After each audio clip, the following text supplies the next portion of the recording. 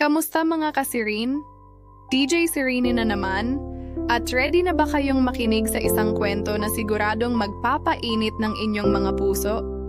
Ito ang jowa kong magaling sa kama. Pero hindi lang tutungkol sa init ng katawan, kundi pati na rin sa mga komplikasyon ng pag-ibig, ang mga kasiyahan at mga pagsubok. Isang kwento ng pagmamahal na hahamon sa inyong mga paniniwala.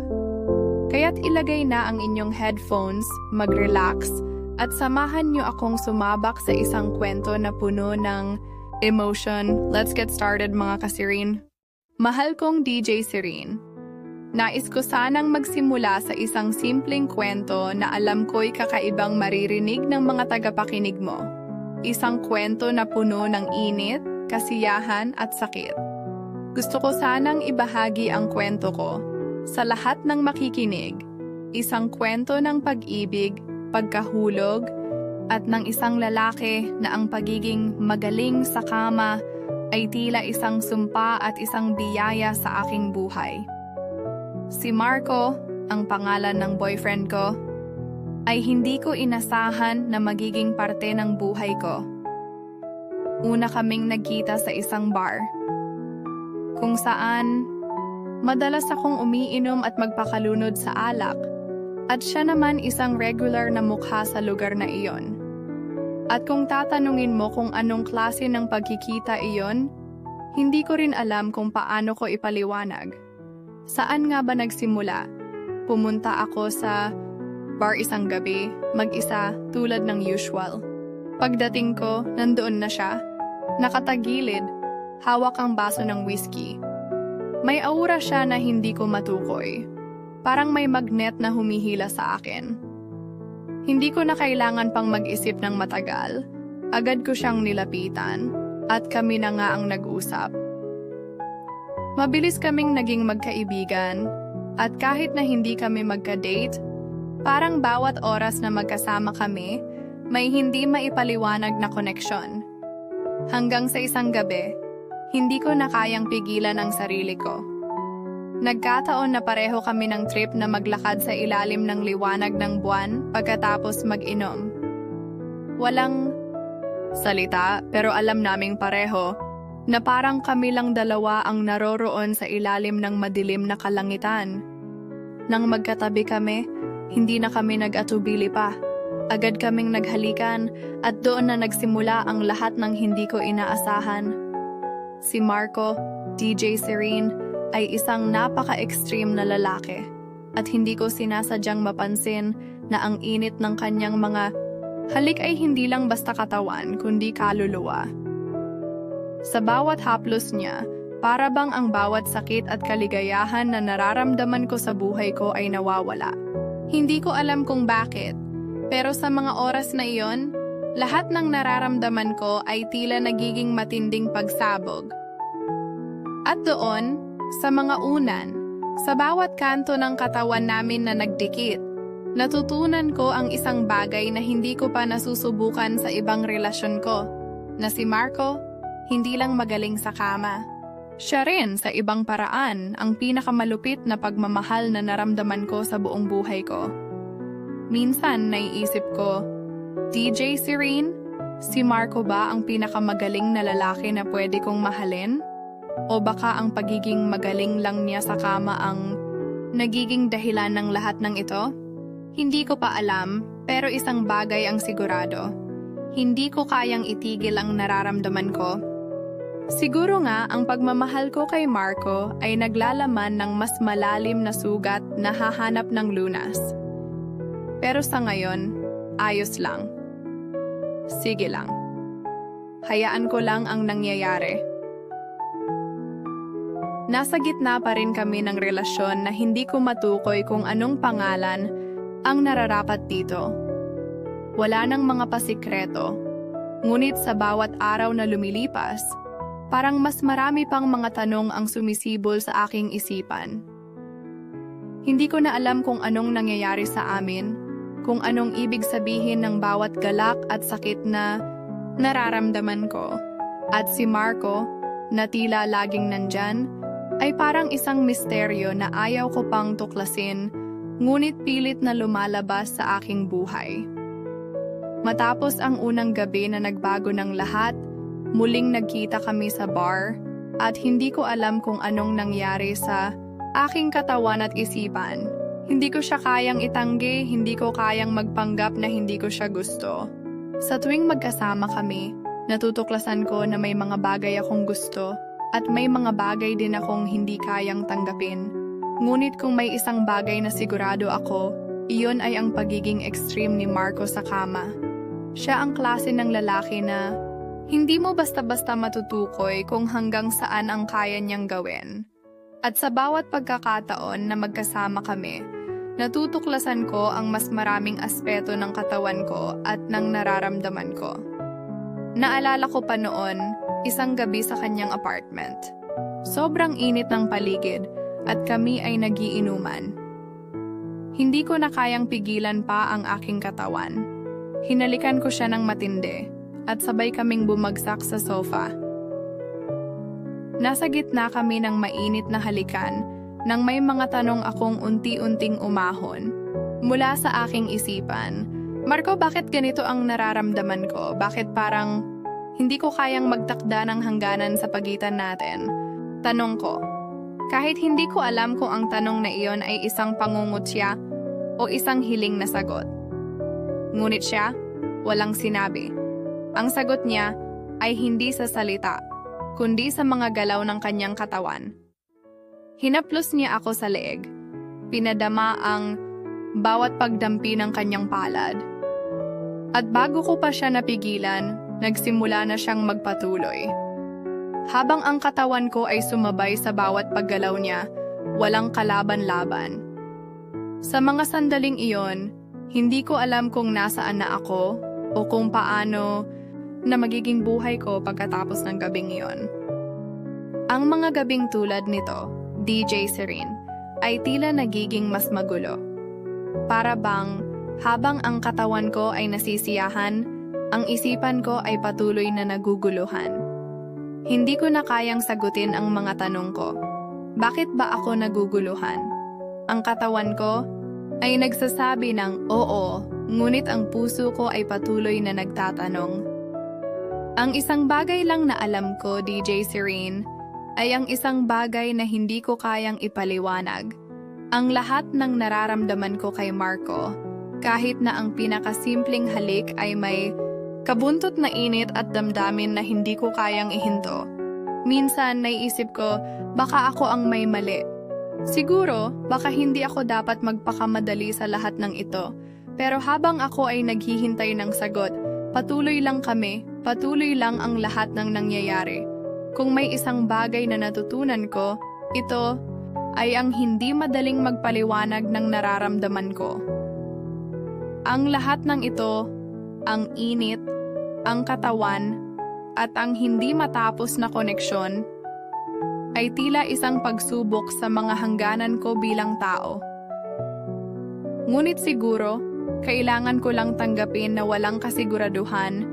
Sa love, minsan ang mga tanong na walang sagot ay siya ring nagpapaalab ng higit pang damdamin. Hindi ko alam kung paano ito magtatapos, DJ Serene? Pero sigurado akong hindi ko kayang lumayo kay Marco. Ang mga gabing ito, hindi ko alam kung anong mangyayari. Pero sa bawat yakap niya, parang ang lahat ay nagiging mas maligaya at mas magulo. Siguro nga, hindi ko na kayang i-deny pa ang nararamdaman ko. Minsan iniisip ko na baka ako lang ang nagsasabi ng mga salitang ito sa sarili ko. Baka ako lang ang nag-iisip na may kahulugan ang lahat ng nangyayari. Pero ang puso ko, DJ Serene, hindi ko kayang pagtaksilan. Hindi ko kayang hindi aminin na sa kabila ng lahat ng kahirapan at gulo, si Marco pa rin ang isang taong hindi ko kayang iwasan. Ngayong gabi, magkasama kami ni Marco. Tinutulungan ko siya mag-ayos ng kanyang mga gamit sa apartment, pero hindi ko maiwasan na patuloy na iniisip ang mga tanong ko. Bakit ako ba talagang nahulog ng ganito ka-deep kay Marco? Ang daming tanong na hindi ko kayang sagutin, pero ang puso ko patuloy lang sa paghahanap ng sagot sa mga mata ni Marco. Habang inaayos ko ang mga gamit, bigla niyang niyakap ako mula sa likod. Para bang may mga bagay na hindi na kailangang sabihin, at ang mga yakap na ito para bang nagsasabi ng lahat ng hindi kayang ipaliwanag sa salita. Lina, sabi niya, alam ko na may mga bagay kang tinatago, pero sana, pagdating ng panahon, magiging buo tayo. Sa sinabi niyang iyon, parang ako na ang binigyan ng sagot. Hindi ko alam kung ano ang ibig niyang sabihin, pero ang mga mata niyang iyon, na puno ng pagnanasa, ay tila naglalaman ng mga pangako na hindi pa dapat matupad. Ang mga salitang magiging buo tayo ay parang isang pangako na naglalaman ng hindi masabi-sabing takot. Baka hindi ko na kayang patagilid lang sa kanya. Baka hindi ko kayang lisanin ang mga pagkakataon kung saan hindi ko na kayang humindi. Nasa gitna kami ng isang moment na hindi ko kayang ipaliwanag. Nasa sofa kami, nag-uusap, tungkol sa mga pangarap at mga hinaharap na plano. Pero sa kabila ng mga pangarap na binabalak namin, may mga gabi na ang katawan ko na lang ang nagtutulungan sa kanya, na walang mga salita. Gabi na, at natutulog kami ng magkasama, ngunit sa bawat galaw ni Marco sa kama, alam kong siya pa rin ang nagsisilbing apoy na hindi ko kayang apuyan. Bumangon ako sa umaga at hindi ko maiwasan ang mga mata ko sa salamin. Tinutukso ako ng mga saloobin ko na hindi ko kayang iwasan. Ano nga ba ang ibig sabihin ng lahat ng ito? Gusto ko bang magsimula ng buhay kasama si Marco? Ang mga gabing puno ng init at pagnanasa, ito ba ang sagot sa mga tanong ko? Ilang araw na ang nakalipas at hindi ko pa rin kayang alisin sa isipan ko si Marco. May mga tanong na ako lang ang nakakaalam, ngunit si Marco, hindi ko alam kung anong nais niyang mangyari sa amin. Wala siyang binanggit, wala siyang sinabi.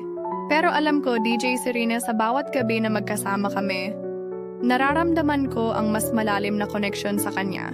Kaya nga siguro, hindi ko na kayang pigilan pa. Hindi ko na kayang magtago sa sarili ko. Pati na rin sa mga mata ni Marco, sa mga galak at sakit na dulot ng bawat gabi namin, may mga sagot na natutuklasan ko. Kung paano kami magkasama, kung paano kami nagmamahalan, at kung paano kami pareho, nagiging magkaibang tao sa bawat sandali ng pagsasama namin. P.S. Sana balang araw, DJ Serene, masabi ko sa sarili ko kung anong klaseng relasyon meron kami ni Marco. Sana lang, maging buo kami, at masaya. Pero sa ngayon, hindi ko kayang alisin sa puso ko ang mga gabi namin. Hindi ko alam kung paano ko sisimulan ang liham na ito dahil alam ko na may mga bagay na kailangan ko nang tanggapin. Ang bawat araw ay nagsisilbing isang paglalakbay sa pagitan ng aking puso at ng aking isipan. Si Marco ay tila naging isang malaking bahagi ng aking buhay at hindi ko na kayang balewalain ang mga nararamdaman ko. Pero may mga gabi, tulad ng mga nakaraang gabi, na hindi ko alam kung ano talaga ang ibig sabihin ng lahat ng ito. Nasa gitna kami ng isang hindi inaasahang sitwasyon. Matapos ang ilang linggong kasiyahan at init, natutunan ko na may mga bagay na hindi ko pa kayang tanggapin. Gabi ng isang linggo, nagkaroon kami ng isang matinding argument ni Marco. Ang mga bagay na hindi namin kayang sabihin sa isa't isa, sa kabila ng lahat ng pagmamahal at pagkakaintindihan, ay dumating sa ibabaw.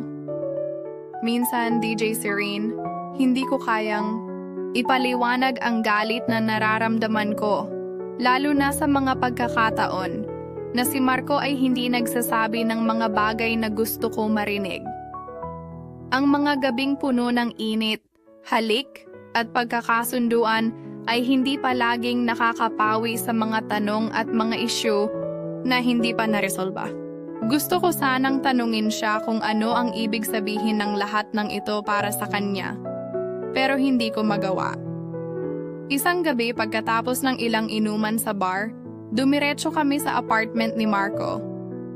Umupo kami sa sofa, hindi nagsasalita, ngunit pareho kaming abala sa aming mga iniisip.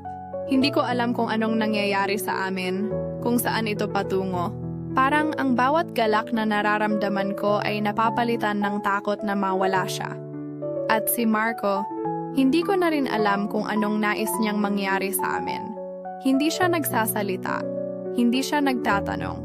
Para bang ang bawat pagpapaalam ay may kahulugan. Lina, sabi niya ng bigla. Ang boses niya ay may kabigatan, at alam kong may gusto siyang sabihin. Hindi ko alam kung anong meron tayo, pero alam ko ayokong mawala ka. Sa mga salitang iyon, parang ang lahat ng pagkalito ko ay natutok. Ang mga tanong ko na matagal ko nang tinatago ay parang isang pader na napagtanto kong kailangan kong sirain.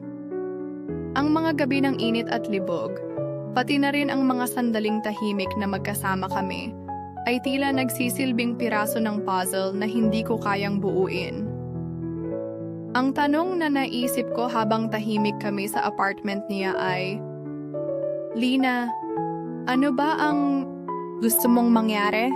Kung may sagot ba akong makukuha mula sa sarili ko, hindi ko pa alam. Ngunit alam ko, sa bawat minute na magkasama kami, hindi ko kayang pigilan ang nararamdaman ko sa kanya.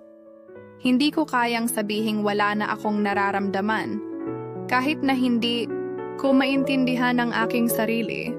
Dahil sa mga hindi pagkakaunawaan na nag-aalab sa aming pagitan, nagdesisyon kaming magpahinga muna sa ilang araw.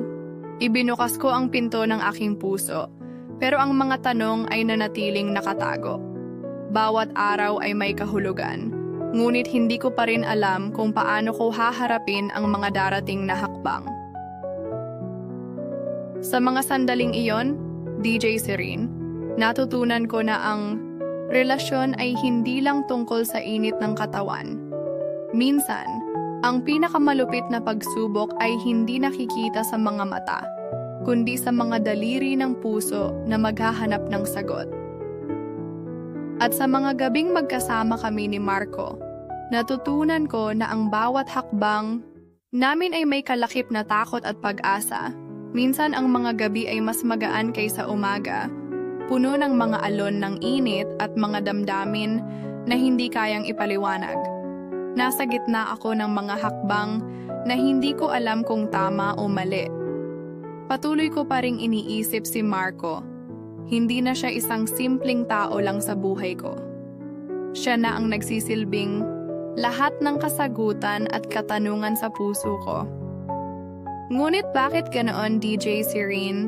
Parang may mga gabi na hindi ko alam kung saan patungo ang lahat ng ito. Matapos ang mga ilang araw na hindi kami nagkita kami ulit ni Marco. Ang pagitan namin ay tila isang malaking tanong, ngunit hindi ko kayang magpigil. Hindi ko kayang pigilan ang damdami ko, ang takot ko na baka mawalan ako ng pagkakataon na iparating sa kanya kung ano talaga ang nararamdaman ko. Nagdesisyon akong magtapat sa kanya. Isang gabi, sa isang maliit na kanto ng aming paboritong bar, nagsimula kami mag-usap ng seryoso. Hindi ko na kayang magtago pa. Hindi ko kayang magpanggap na okay lang ang lahat. Ang lahat ng nararamdaman ko, parang isang alon na kailangan ko nang palabasin. Marco, sabi ko, mahina ang boses. May mga bagay akong hindi na kayang pigilan. Alam ko na hindi tayo pareho sa lahat ng bagay. Pero gusto kong malaman kung anong nararamdaman mo sa atin. Tahimik siyang tumingin sa akin, at sa mga mata niyang iyon, parang may mga salitang hindi na kailangang sabihin. Hindi siya agad sumagot, at iyon ang mas nakakabigla. Lina, hindi ko alam kung anong nangyayari.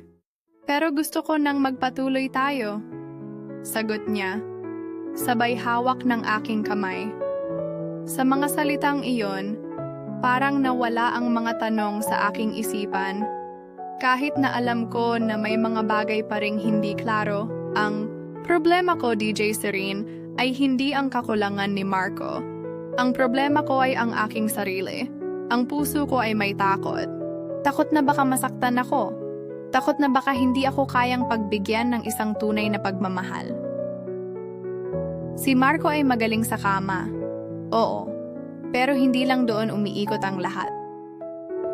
Ang relasyon namin ay mas malalim pa kaysa sa pisikal na aspeto nito, at habang nakikita ko siya, hindi ko kayang tumahimik na lang. Marco, hindi lang ito tungkol sa kama, sabi ko. Ang boses ko ay nanginginig. Hindi ba't may ibang bagay pa tayong dapat pag-usapan? Paano tayo magtutulungan kung wala tayong pagkakaintindihan? Nag-isip siya sandali at iniwasan ang aking mata. Alam ko na ang pagninilay-nilay na iyon ay nagsasabing may hindi siya kayang ibahagi sa akin. Kaya't huminga ako ng malalim at nagdesisyon na huwag nang magmadali. I understand, Marco, sabi ko, at pinisil ko ang kanyang kamay. Hindi kita pipilitin. Gusto ko lang na malaman mo na hindi ko kayang magpatuloy ng ganito kung hindi kita naiintindihan. Dahil sa mga salitang iyon, parang natutunan namin na ang bawat relasyon ay hindi lang tungkol sa katawan. Nandyan pa ang puso na nagpapatawad at natututo. Hindi ko pa alam kung anong mangyayari sa amin ni Marco. Hindi ko kayang i-predict ang lahat ng ito, ngunit alam ko na ang pagmamahal ko ay may hangganan. Ang pagmamahal ko kay Marco ay puno ng mga tanong, ngunit ang mga tanong na iyon, hindi ko pa kayang sagutin. Hindi ko kayang magmadali. Kung may isang bagay na natutunan ko sa mga nakaraang linggo, iyon ay ang hindi laging pag-ibig ang nagpapatakbo ng relasyon. Hindi ito palaging makikita sa mga halik, sa mga gabing magkasama kami ni Marco. Bawat araw ay may ibang hamon, at sa kabila ng lahat ng mga tanong, naiisip ko na baka mas marami pang dapat pagtuunan ng pansin. Matapos ang ilang linggong tila, hindi matapos-tapos na mga argument, nagsimula kaming mag-isip ng mga bagay na hindi lang tungkol sa kami, kundi pati na rin sa aming mga buhay sa labas ng relasyon. Hindi kami palaging magkasama at may mga pagkakataon na ang aming mga personal na mundo ay tila nagiging hiwalay. Si Marco, tulad ko, ay may mga pangarap. May mga bagay siyang gustong makamtan na hindi ko kayang bigyan ng sagot. Isa sa mga iyon, ang kanyang ambisyon sa trabaho. Nais niyang magtayo ng negosyo, isang bagay na matagal na niyang pinapangarap. Pero ako, DJ Serene, wala akong ideya kung paano ako makakatulong sa kanya. Ang mga gabi ng pagtulog at mga halik ay tila nagiging anino ng mas malalaking responsibilidad. Nagkaroon kami ng pagkakataon na mag-usap tungkol dito, isang gabi pagkatapos ng isa na namang matinding argument.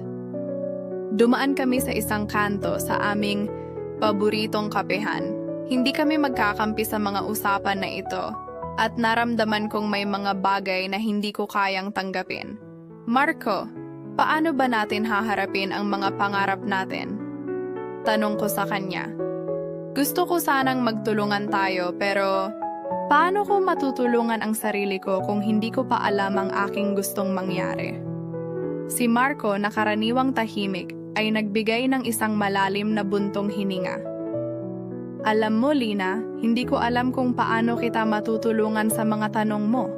Lahat ng tao may sarili nilang landas. Ang sa akin lang, gusto ko rin matutunan kung paano magsimula ng sarili kong negosyo, pero hindi ko kayang gawin iyon mag-isa. Ang mga salitang iyon ay nagsimulang magpabigat sa aking puso. Hindi ko kayang magmungkahi ng mga bagay na hindi ko mismo alam. At habang kami ay nakaupo sa kapehan, iniisip ko kung ang mga pangarap namin ay magkakasunod o maghihiwalay. Nais ko sanang magkasama kami sa lahat ng aspeto ng buhay. Pero sa kabila ng pagmamahal, may mga bagay pa ring hindi ko kayang kontrolin. Si Marco ay may mga pangarap at ako tila nawawala sa sariling mundo ko. Paano ko siya matutulungan kung hindi ko pa alam kung ano ang gusto ko sa buhay? Marco, sabi ko, hindi ba't mahirap na isipin ang mga pangarap natin kapag hindi pa tayo magkasama sa parehong landas? Lina, hindi ko alam kung ano ang mangyayari sa atin, pero alam ko na kung ang isang bagay na gusto natin ay mangyari, kailangan nating maging tapat sa ating mga sarili. Sagot niya, sabay hawak sa aking kamay. Hindi ko alam kung anong mangyayari sa atin. Sa mga salitang iyon, natutunan ko na hindi lahat ng relasyon ay laging magkasama sa lahat ng aspeto. May mga pagkakataon na kailangan ding maghanap ng sarili mong landas. Hindi ko alam kung anong mangyayari sa amin ni Marco, ngunit natutunan kung hindi kami pwedeng magkasama sa lahat ng bagay. Kailangan namin magtulungan upang matutunan ang mga bagay na maghihiwalay sa amin at sa kabila ng lahat ng iyon, ang pagkakaroon ng mga pangarap ay parte ng pagbuo ng mas matibay na koneksyon. May mga pagkakataon sa buhay na kailangan mong balikan ang mga tao at mga karanasan na dati mong iniwasan. Para bang may mga bagay na sa wakas ay nauunawaan mo lang kapag natutunan mong magpatawad, hindi lang sa ibang tao, kundi pati na rin sa sarili mo. Isang gabi, habang nagpapahinga kami ni Marco pagkatapos ng isang matinding araw, tumawag ang isa sa mga kaibigan ko, si Tanya. Matagal ko na siyang hindi nakikita at sa mga oras na iyon, naramdaman ko na parang may hindi pa tapos na usapan sa pagitan namin. Si Tanya ay isang matalik kong kaibigan at kung may isang tao na makakaintindi sa lahat ng nangyayari sa buhay ko, siya iyon. Kaya naman hindi ako nagdalawang isip na mag-set ng pagkikita. Sa totoo lang, simula nang magsimula ang relasyon ko kay Marco, parang ako na rin ang naging abala sa sarili kong mundo at hindi ko na masyadong nakakausap si Tanya. Nagkita kami sa isang maliit na cafe sa kanto. Karamihan ng mga usapan namin dati ay tungkol sa love life, mga crushes, at kung paano maging masaya. Pero ngayon, nang makita ko siya, naramdaman ko na may mga bagay akong kailangan i-share sa kanya, lalo na tungkol kay Marco.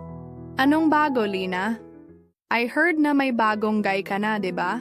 Tanong ni Tanya habang iniisip ko kung paano ko sisimulan ang lahat ng nararamdaman ko. Alam mo, Tanya, medyo magulo ngayon, sagot ko, habang umiinom ng kape. Si Marco, siya yung boyfriend ko, but it's not as simple as it looks. Masaya, kami, pero may mga bagay na hindi ko pa rin kayang ipaliwanag. Tanya, na matagal nang nasa mundo ng pagmamahal at relasyon, ay tahimik na nakikinig. Alam kong may mga bagay na alam niya at may mga bagay na hindi pa ko kayang sabihin. Ngunit, may mga tanong din ako na nais kong malaman mula sa kanya. Paano nga ba niya na-handle ang mga komplikadong relasyon? Alam mo, Lina, sabi niya, sa relasyon, hindi lahat ng bagay ay makukuha agad. Minsan, kailangan mo lang maghintay o kaya naman, kung hindi mo na kaya, kailangan mong bitawan. Hindi lahat ng relasyon ay nagiging tama at hindi lahat ng tao ay makakasama mo hanggang dulo. Minsan, ang mga simpleng salita ay may bigat na di mo kayang iwasan. Si Tanya, na may mga karanasan din sa buhay, ay nagsasabi ng mga bagay na hindi ko kayang marinig. Ngunit alam ko na ang mga salitang iyon ay mga aral na hindi ko pwedeng kalimutan. Habang nag-uusap kami, sumagi sa aking isipan ang aking pamilya. Si Mama at Papa, mga magulang ko, ay hindi pa rin alam ang lahat ng nangyayari sa buhay ko, lalo na ang tungkol kay Marco. Minsan, naiisip ko na baka hindi nila matanggap kung gaano ako nagbabago, kung paano ko inaalagaan ang sarili ko at ang relasyon ko kay Marco. Si Mama, na matagal nang gustong makita akong masaya, ay tiyak na magtataka kung bakit ako ganito. kung bakit hindi ko pa rin alam kung anong direksyon ang tatahakin ko sa buhay.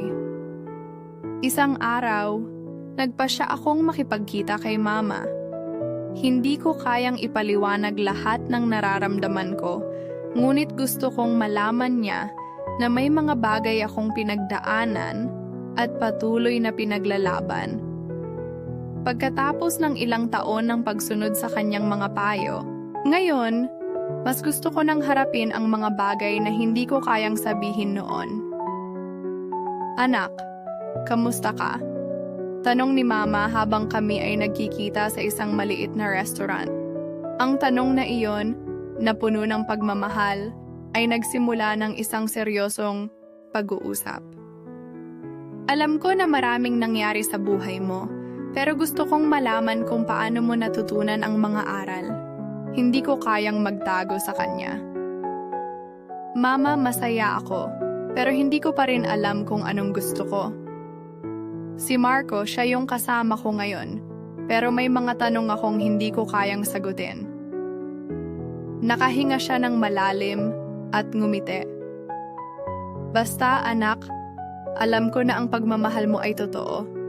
Kung ano man ang mangyari, tandaan mo na nandyan kami para sa iyo. Sa mga salitang iyon, parang naisip ko na may mga tao pa rin sa paligid ko na nandyan, handang makinig at magbigay ng gabay. Si Tanya, si Mama, at kahit ang ibang mga kaibigan ko ay nagsisilbing mga ilaw sa dilim ng mga katanungan ko. Ang mga relasyon sa paligid ko ay nagbibigay sa akin ng lakas upang harapin ang mga susunod na hakbang. Hindi ko alam kung anong mangyayari sa relasyon namin ni Marco, DJ Sirin. May mga gabi na parang hindi ko na kayang magsalita pa. Ang mga salitang minsan ay natatago sa puso ko ay biglang umaabot sa aking labi, ngunit nahihirapan akong iparating kay Marco. Parang ang lahat ng nararamdaman ko ay nagiging magulo. Mga tanong na hindi ko kayang sagutin, mga saloobin na hindi ko kayang ibuka. Ngunit sa kabila ng lahat ng ito, hindi ko kayang magpanggap na wala akong nararamdaman. Bilang mga tao, may mga pagkakataon na natututo tayong magpatawad at magbigay ng pagkakataon. Ngunit, may mga pagkakataon din na kailangan nating harapin ang katotohanan na hindi lahat ng relasyon ay isang fairy tale. Si Marco tulad ko ay patuloy na hinahanap ang mga sagot sa kanyang buhay. Minsan, naiisip ko kung magkakaroon ba kami ng pagkakataon na magsimula ng isang mas matibay na relasyon. Isang hapon habang kami ay naglalakad sa isang park, nagsimula kaming mag-usap tungkol sa mga bagay na hindi namin nasabi noon. Gusto ko na sanang magtanong tungkol sa kung anong ibig sabihin ng aming relasyon para sa kanya, ngunit natagpuan ko ang aking sarili na tahimik na lang. Si Marco, sa kabilang banda, ay tila hindi rin makahanap ng tamang mga salita. Marco, sabi ko, anong ibig sabihin nito sa iyo? Ang lahat ng ito, ang ating relasyon, hindi ko kayang itago pa. Kailangan kong malaman kung ano ang nais mo. Tumigil siya sandali at nakita ko sa kanyang mga mata ang mga alalahanin na matagal na niyang tinatago. Lina, sagot niya. Ang ibig sabihin nito sa akin, wala na akong ibang gusto kundi ang makasama ka. Alam ko na may mga bagay tayong kailangang pagdaanan, pero hindi ko kayang mawalan ka. Ang mga salitang iyon, DJ Sirin, ay nagbigay ng isang bagong damdamin sa aking puso. May mga gabing hindi ko kayang tanggapin ang mga sagot ni Marco, ngunit sa mga sandaling ito, naramdaman kong may iba pang aspeto ng pagmamahal. Ang pagsasakripisyo, ang pagtanggap ng mga kahinaan ng isa't isa. Hindi ko alam kung anong mangyayari sa amin, ngunit sa mga sandaling magkasama kami ni Marco, natutunan ko na ang relasyon ay hindi lang tungkol sa pagiging magkasama sa lahat ng oras. Hindi ito palaging perpekto. Minsan, ang tunay na pagmamahal ay nakikita sa mga hindi perpektong sandali. Marco, Hindi ko pa rin alam kung anong mangyayari sa atin, sabi ko, habang ang mga mata ko ay nanatiling nakatingin sa kanyang mga mata. Pero sana, hindi tayo mawalan ng pag-asa. Sana, hindi tayo magtakbuhan kapag dumating ang mga pagsubok. At doon, sa gitna ng madilim na gabi, nagkita kami ng mga mata ni Marco. Walang maraming salita, pero sa mga oras na yon, parang nahanap ko ang mga sagot na matagal ko nang hinahanap. Ang hindi pagkakaintindihan ay hindi nangangahulugang pagtatapos. Minsan, ang relasyon ay mas magaan kapag natutunan mong tanggapin ang mga pagkakamali at mga kahinaan ng isa't isa. Hindi ko pa rin alam ang lahat, DJ Serene. Pero sigurado ako na may mga bagay sa buhay na hindi kayang ipaliwanag sa salita lang. Sa mga susunod na araw, sana magpatuloy ang ating paglalakbay kahit hindi pa natin alam kung saan tayo patungo. Ang bawat kwento ay may hangganan, ngunit may mga aral na tumatatak sa puso mo.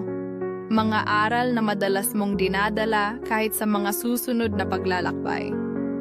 Ngayong mga huling araw ng aming relasyon ni Marco, natutunan ko na may mga bagay sa buhay na hindi mo kayang kontrolin at may mga bagay ding hindi mo kayang baguhin.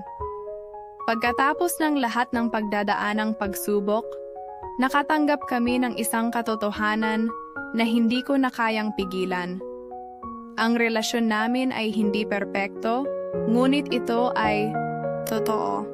Hindi kami laging magkasama, hindi laging magaan, at may mga pagkakataon na nag-aaway kami.